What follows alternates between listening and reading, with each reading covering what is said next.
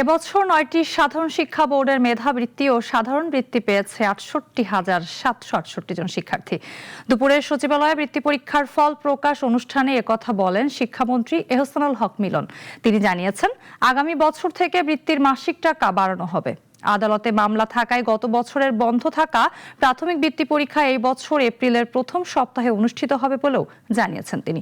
খুব দ্রুতই প্রশ্নপত্র প্রণয়নের কাজ শুরু হবে। এ সময় শিক্ষামন্ত্রী জানিয়েছেন, স্বতন্ত্র বিশ্ববিদ্যালয়ের জন্য 7 কলেজের নথিপত্র পর্যালোচনা করা হচ্ছে।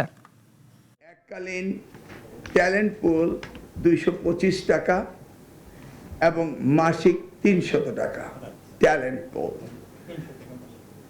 এটা আমরা মাসিক 300 টাকা করে দিব। আর দ্বিতীয়টি হচ্ছে সাধারণ, সেটি হলো এককালীন 225 এবং মাসিক 225 করে দেওয়া হবে। এখানে আমরা আগামী দিনে বৃত্তি বাড়ানোর চিন্তা করব আগামী বৎসরে, সেই ব্যাপারে আমাদের ভাবনা রয়েছে।